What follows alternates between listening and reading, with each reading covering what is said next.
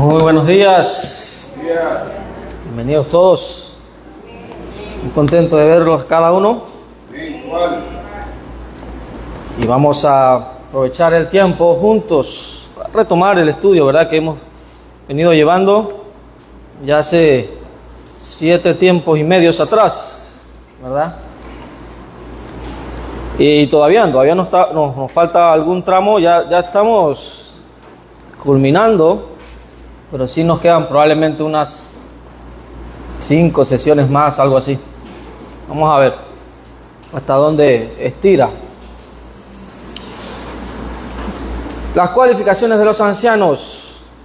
He comenzado anteriormente recordándonos, ¿verdad?, que estas cualificaciones, estas virtudes, no se limitan exclusivamente a los varones candidatos al ancianado o que son ancianos, sino que aplica para todo cristiano.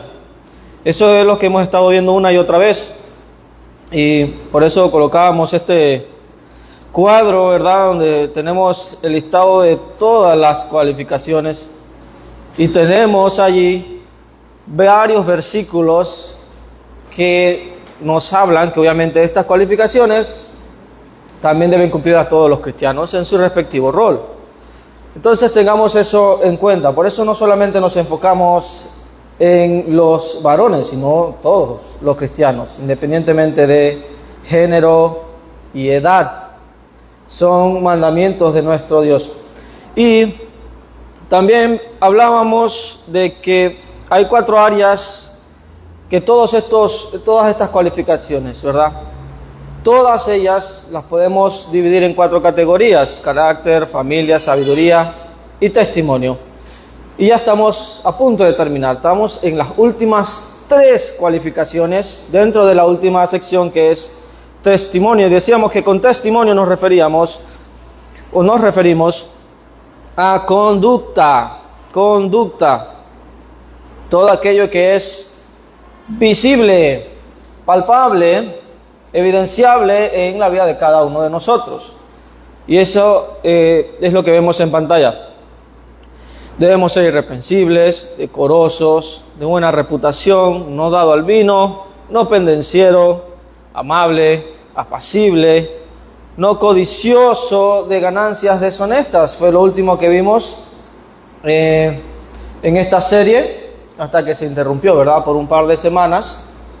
Así que vamos a ver si nos alcanza el tiempo para abarcar las últimas 3. ¿Okay? Así que vamos a no soberbio. No solo los candidatos al ancianado o el liderazgo o los varones o los ancianos, en el caso de una iglesia organizada, deben cumplir este mandamiento, sino todos los cristianos. Es más, ese es el deseo de Dios, que todas las personas sean no soberbias, ¿verdad? Vamos a leer dónde encontramos esta cualificación. Tito 1:7, por favor, alguien. Tito 1:7. Porque es necesario que el obispo sea irreprensible, como administrador de Dios, no soberbio, no iracundo, no dado al vino, no pendenciero, no codicioso de ganancias deshonestas. Muy bien, dentro de ese listado que encontramos allí, encontramos también no soberbio. Dice, como administrador de Dios, no soberbio. Este término solo aparece 2 veces en el Nuevo Testamento, aquí en Tito 1:7 y también en Segunda de Pedro 2:10. Alguien que lo lea, por favor. Segunda de Pedro 2:10. Y noten esto, es muy curioso. ¿A quién el apóstol Pedro se refiere en el contexto? Segunda de Pedro 2:10. ¿Qué dice, por favor? Y mayormente aquellos que siguiendo la carne andan en concupiscencia e inmundicia y desprecian el señorío, atrevidos y contumaces, no temen decir mal de las potestades superiores. ¿Okay? ¿De quién se está hablando allí? ¿Alguien sabe de quién se está hablando ahí? Está hablando, obviamente, características negativas. ¿De quién está hablando Pedro en el contexto? Falsos maestros, correcto. Si usted lee 2 de Pedro 2:1, contexto, usted se va a dar cuenta que Pedro está hablando de falsos maestros, los está describiendo.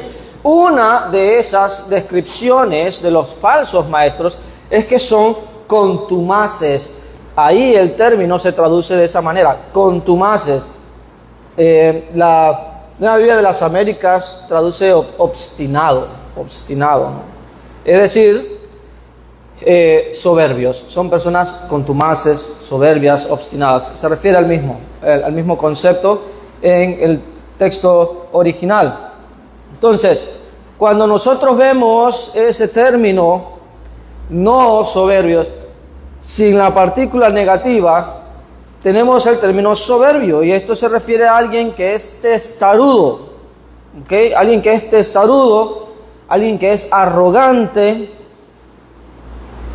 Bueno, él cree que es autosuficiente y que no debe darle cuentas a nadie, ¿okay? Estamos hablando de alguien,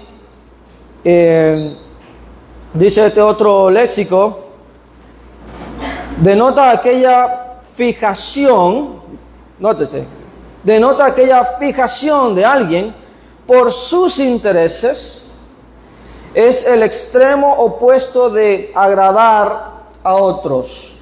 Vamos a leer Colosenses 1:10, por favor. Colosenses 1:10.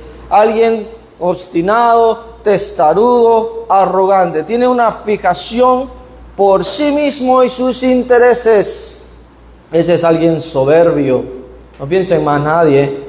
Entonces es el extremo opuesto de agradar a los demás. Esta persona busca agradarse a sí mismo, solo se ve a sí mismo. Entonces obviamente se refiere a alguien orgulloso. Tengan presente esto, que el orgullo y la soberbia son primos hermanos, esos dos términos. Orgullo y soberbia son primos hermanos. Colosenses 1:10, por favor. Para que andéis como es digno del Señor, agradándole en todo, llevando fruto en toda buena obra y creciendo en el conocimiento de Dios. Ok. ¿Qué debemos hacer? ¿Agradar qué? A Dios en todo. Pero aquí vemos el otro extremo. El soberbio no busca agradar a Dios en todo, sino que busca agradarse a sí mismo. Él es autosuficiente, es una persona obstinada, testaruda, arrogante. Hermano, antes de seguir, hermano Carlos, tiene el... Sí, hermano, que es interesante ver lo que el diccionario de la Real Academia Española de la Lengua dice como sinónimos: altivo, orgulloso, inmodesto, presuntuoso, altanero, arrogante, vanidoso, engreído, jactancioso, endiosado, hinchado, fatuo, pedante, alzado. ¡Wow! Ya mejor vamos a la siguiente, porque tremenda definición, es impresionante. Exactamente todo es, bueno, licue todo eso, y el resultado es alguien soberbio, lo que describe la Escritura. Entonces obviamente es alguien orgulloso, que está envanecido, inflado, como decía el hermano. Es alguien que está sumergido en la arrogancia y la terquedad. Es alguien que no escucha a nadie, solo se escucha a sí mismo. Y él tiene la razón en todo, no da cuentas a nadie, y cree, pues obviamente, ser autosuficiente en todo. Y curiosamente, como leíamos en 2 de Pedro capítulo 2, vemos que es una de las características de los falsos maestros. Son personas que carecen de humildad, ¿verdad? Y no escuchan a nadie. Muy lamentable. Entonces, hablamos entonces de alguien que insiste en hacer las cosas a su manera. No, ese es el clásico, esto es como yo digo, ¿verdad? Esto es como yo lo concibo en mi mente. Es que esto es así, ¿verdad? No hay otra manera en que se pueda ver esto. Esto es así, ¿no? Y en cuestiones de liderazgo es, para darles otra frase común, aquí se hace lo que yo digo. Punto, ¿no? Entonces es alguien impositivo, no acepta corrección, desprecia la opinión de los demás y actúa con autosuficiencia. Y la Escritura nos ilustra esta característica negativa desde el Antiguo hasta el Nuevo Testamento. Y vamos a ver algunos de ellos. Por ejemplo, si nosotros leemos Éxodo capítulo 5 hasta el capítulo 14, que no tenemos tiempo para hacer eso, son demasiados capítulos, ¿verdad? Éxodo 5 al 14, ¿quién es ilustrado allí como soberbio? A ver, el faraón, correcto. ¿Cuántas oportunidades le dio Dios a Faraón y a su nación para que dejaran ir a Israel en paz y que ellos permanecieran en paz? ¿Cuántas? No menos de 10. Excelente. Ambas respuestas son correctas. Obviamente fue demasiado paciente y así es Dios con todos nosotros. Pero obviamente cada vez que Moisés y Aarón iban a hablar con él, ¿qué decían? No, no. Y cuando le decía así, luego se decía que no. Incluso luego de haber tenido el país devastado y dejó ir a Israel, ¿qué hizo? Lo que había hecho anteriormente. Cambió de parecer y salió con todo su ejército y en su mente voy a destruir a todos de ellos. Ese es alguien soberbio. Otro ejemplo de esto, imagínense cuántas oportunidades para arrepentirse, para reconocer con cada una de esas plagas que los dioses egipcios, porque cada una de esas plagas eran ataques a los dioses egipcios, que eran dioses falsos, creados por el hombre, para que él pudiera reconocer solo hay un Dios, y es el Dios de Israel. En su soberbia dijo, no, en otras palabras, yo soy Dios. Bueno, ya sabemos qué le pasó, ¿verdad? Por eso, ¿a dónde lo llevó esa soberbia? A la destrucción. No solo a él, sino también sus ejércitos, también la misma nación. Vamos a ver otro ejemplo. Primero de Samuel, capítulo 25. No, pues tenemos tiempo para leer todo el capítulo, pero ustedes pueden leerlo en casa. ¿De quién se habla en primero de Samuel 25? ¿Quién es ahí descrito como alguien soberbio? Nabal. ¿Y qué me pueden decir de Nabal? A ver, lectura bíblica en casa. ¿Qué me pueden decir de Nabal? ¿Qué hizo Nabal que es descrito como alguien soberbio? A ver. Tienen la copia ya, ¿verdad? Y no ayudó a David. Pero ¿qué actitud tuvo con David?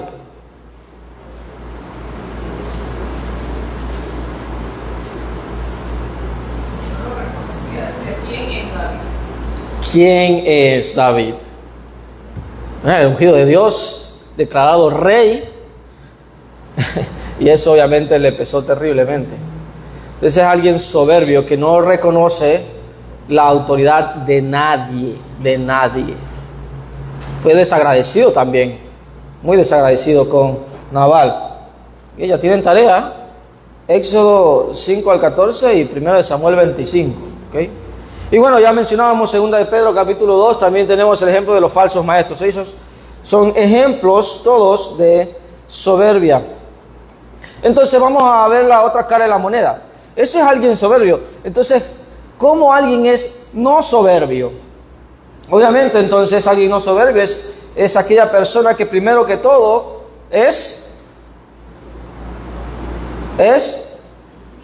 llena el espacio, es humilde, exactamente, es alguien humilde.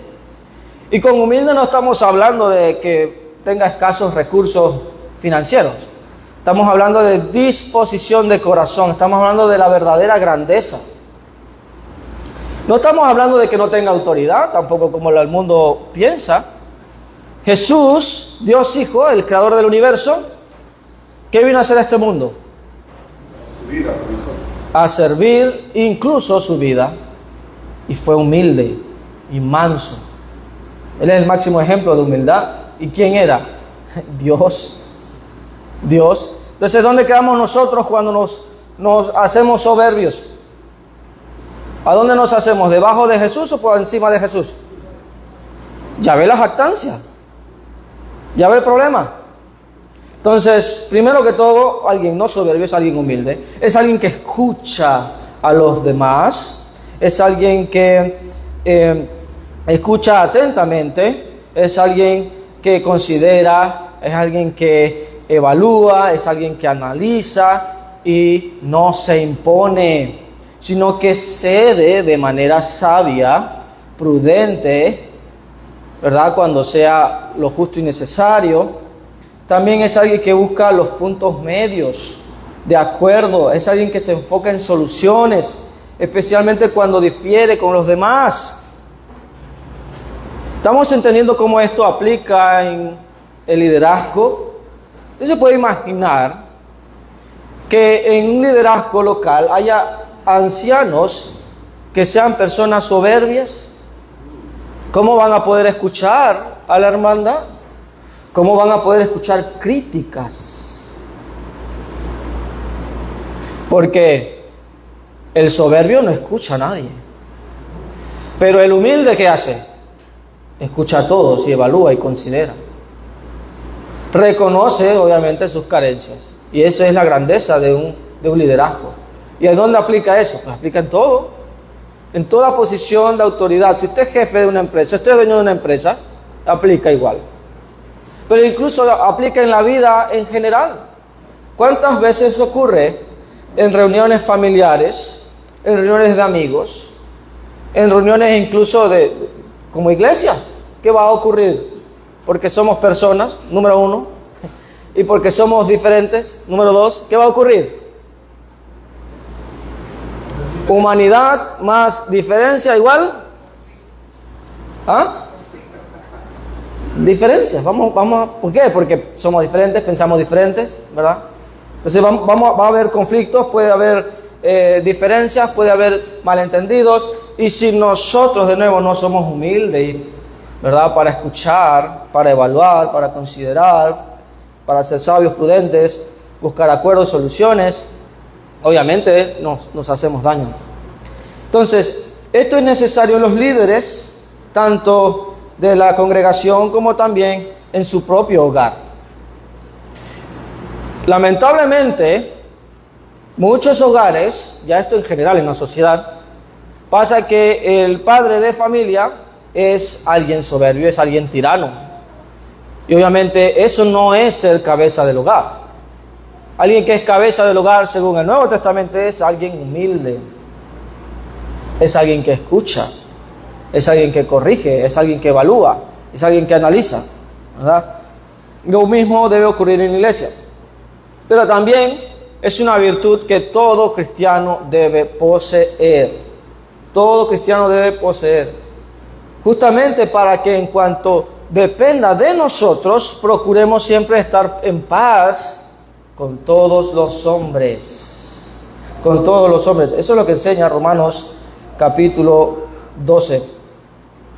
Entonces, no soberbios, tenemos allí esa cualificación. ¿Alguna pregunta o comentario antes de ir a la siguiente?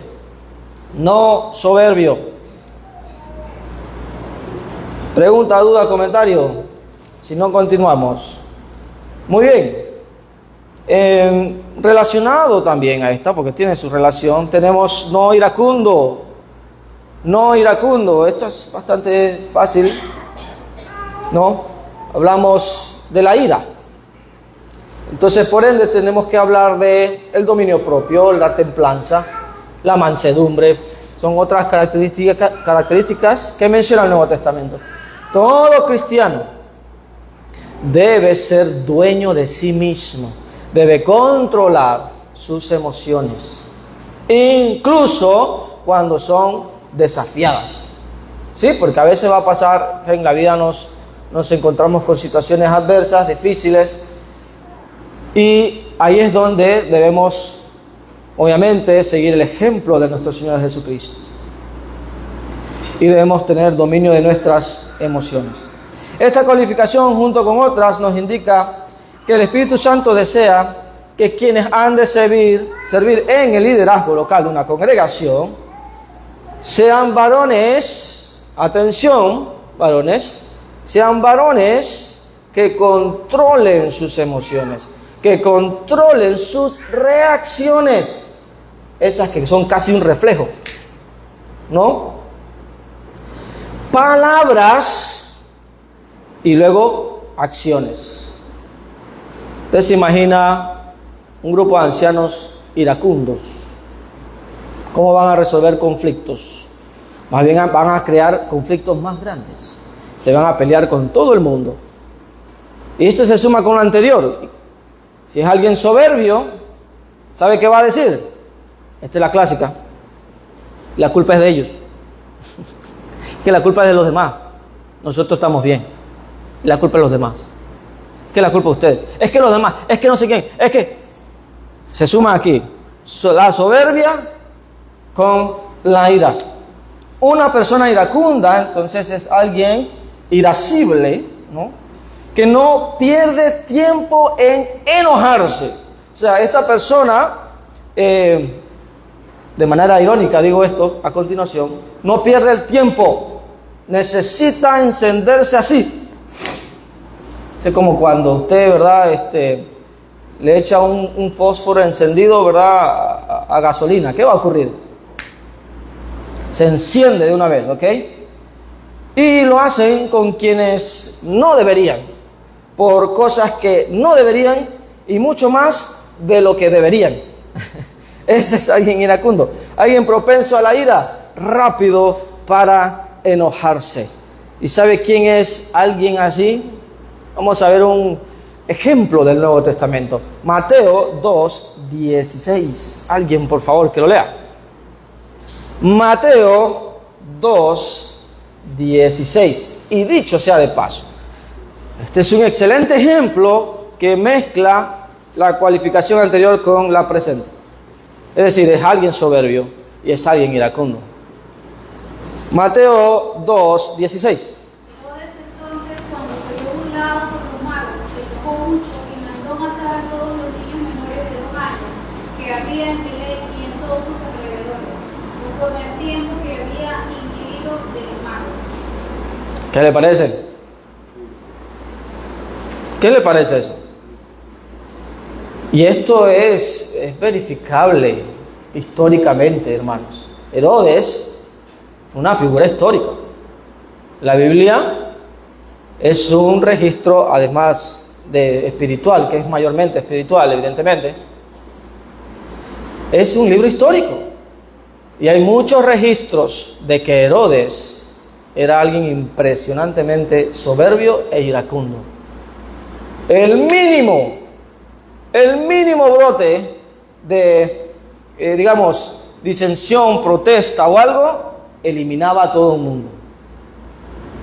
Y aquí, en el contexto, nosotros vemos qué es lo que está pasando. Él era rey. Y se está hablando de que viene un rey. Este hombre era mitad hebreo, mitad judío, mitad de Edom, idumeo. Y conocía muy bien la ley. Conocía de esa profecía. Y estaban hablando, es que viene un rey.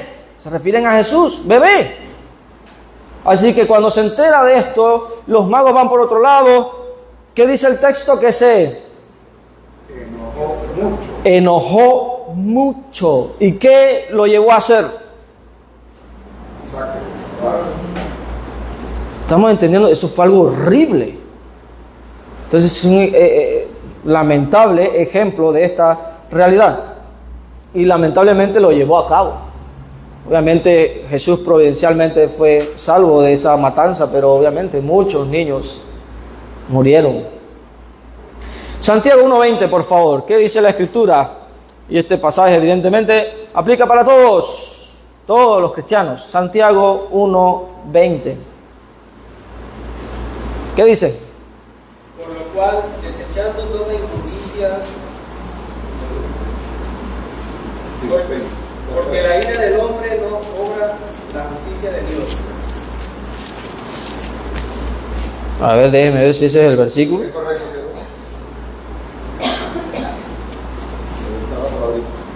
¿cierto? Vamos a leer desde el 19, perdón, 19:20, por favor. Por esto, mis mis amados hermanos, todo hombre sea pronto para oír, tardo para hablar, tardo para airarse, porque la ira del hombre no obra la justicia de Dios. Ahí está. Más claro, imposible, ¿no? Dice, mis amados hermanos, dice, todo hombre sea pronto para... No seamos soberbios. Seamos humildes. El humilde, oye, deja hablar a la persona. Así le esté diciendo, ¿verdad? Como decimos en buen panameño coloquial, recordándole a su madrecita, ¿verdad? Y a su padrecito y toda su familia. Tardo, luego, pronto para ir, tardo para hablar, reaccionar. Luego dice, tardo para airarse.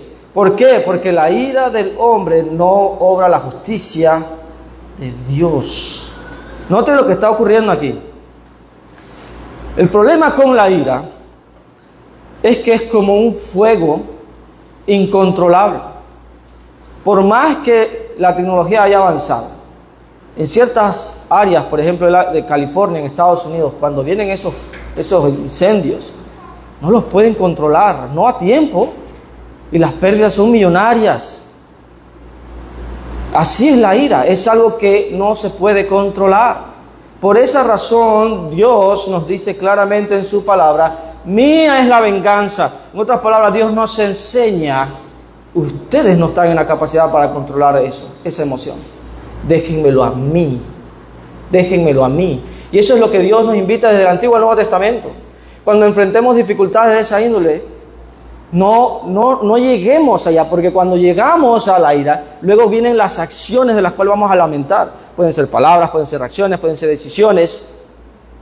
Y luego reparar es muy complicado, porque la ira tiene ese poder de llevar de una vez a pagar, a vengarse, a justiciar. Y Dios dice, ese no es su rol. Déjemelo a mí. Vamos a leerlo. Romanos 12, 19. Romanos 12, 19. La ira. No debemos llegar allá. No pequéis vosotros mismos, amados míos, sino dejad lugar a la ira de Dios, porque escrito está, mía es la venganza, yo pagaré, dice el Señor. Mía es la venganza, yo pagaré, dice el Señor. Dios reconoce nuestra humanidad, por ende, la posibilidad de airarnos, pero con límites muy claros. Por ejemplo, la justa indignación. Hay algo que se llama justa indignación. Eso es distinto a la ira. ¿Okay? La justa indignación la vemos, por ejemplo, en Juan 2, 13 al 20. ¿Qué ocurre en ese pasaje? Juan 2, 13 al 20. Aquí vemos la justa indignación ilustrada a la perfección. ¿Qué ocurre allí? A ver. Juan 2, 13 al 20. Dios es celoso de su casa. Se estaban cometiendo injusticias. ¿Y qué hizo Jesús? Purificó el templo. ¿Cómo lo hizo? Azotando látigo, ¿verdad? Tumbando mesas. ¿Por qué? Por una causa justa, porque estaban haciendo injusticia. Ese era un lugar de adoración, ¿verdad? No un lugar para injusticias. Y estaban, como habíamos estudiado en su momento, impidiendo que los gentiles pudieran adorar. Y era un desorden lo que había allí. También el enojo de término corto, no vengativo. Nótese lo que estoy diciendo. El enojo de término corto, no vengativo. Esto es diferente.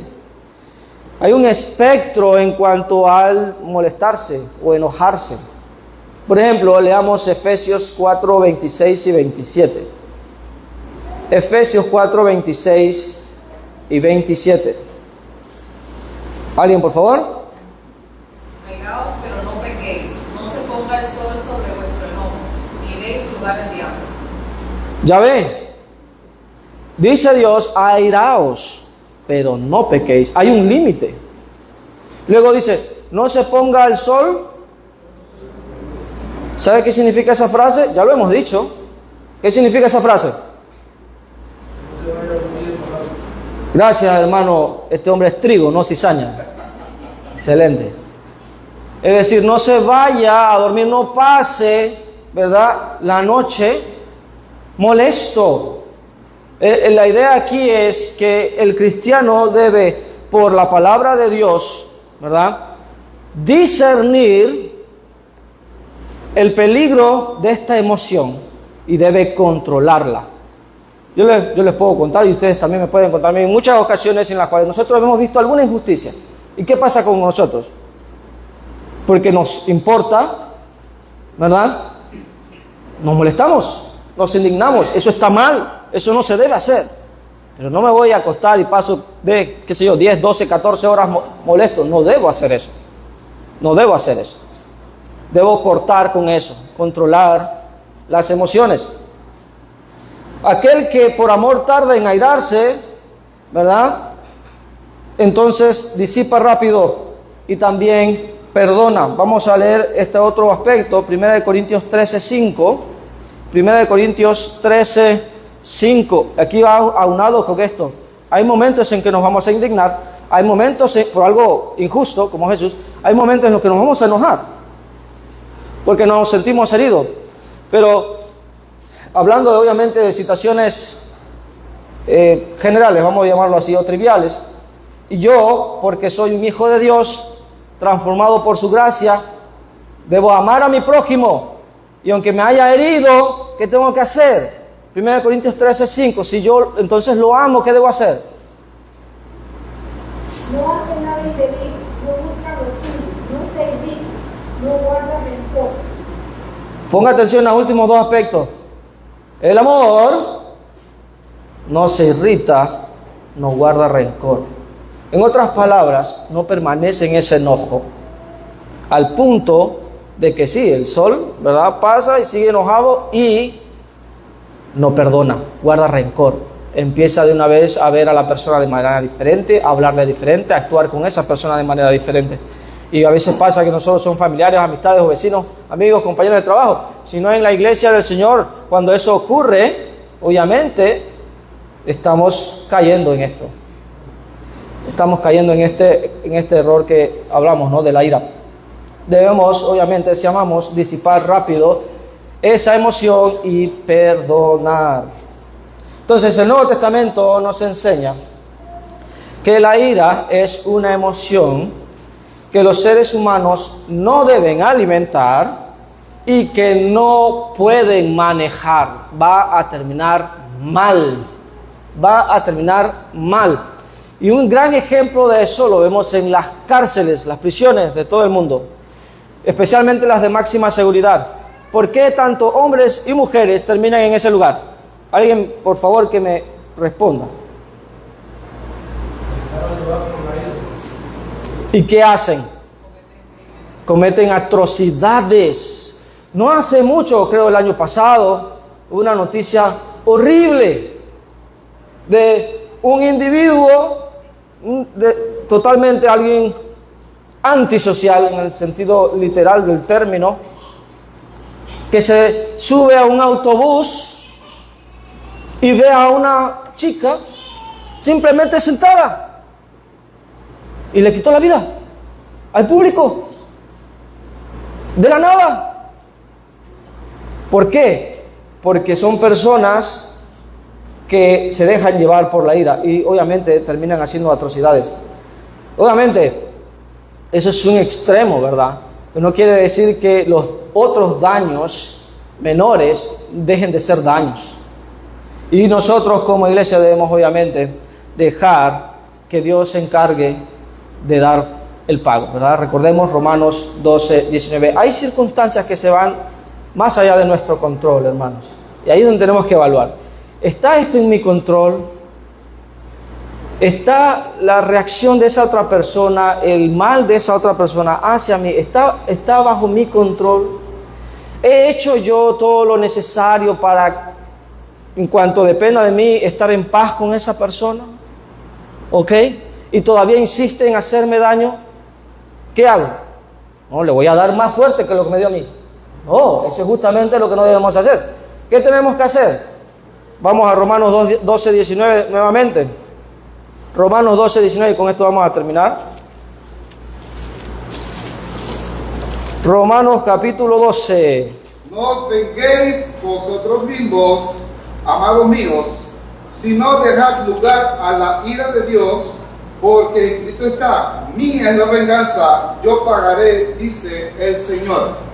Dejad lugar a la ira de Dios. Hay un ser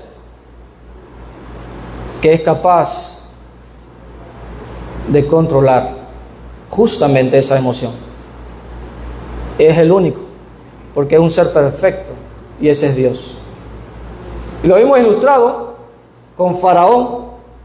¿Cuánto daño le hizo a su pueblo? ¿Cuánto tiempo? ¿Cuántas oportunidades? Pero la soberbia y la ira, pues tienen su pago. Cuando llegó su debido momento, llegó su destrucción. Tengamos eso presente, que Dios paga. Pero no por eso nosotros tenemos que estar acá, como quien dice, torciéndole el brazo a Dios. Pero Dios, por favor, ya arránquele ya el brazo al hermano José Morales porque me hizo daño. No, porque él también es objeto de lo mismo de lo que yo soy objeto de Dios. ¿De qué? De la gracia de Dios. Él debe tener tiempo para arrepentirse, como yo también tengo y debo tener tiempo para arrepentirme. Y Él va a esperarnos, Él es paciente. Entonces aquí es donde obra el amor. El amor, hermanos, nos permite a nosotros ser humildes y ser personas mansas, que viene siendo lo contrario a no soberbio y no iracundo. Hermanos, se ha agotado el tiempo. Gracias por su atención y participación. Que el Señor les siga bendiciendo. Estamos en receso.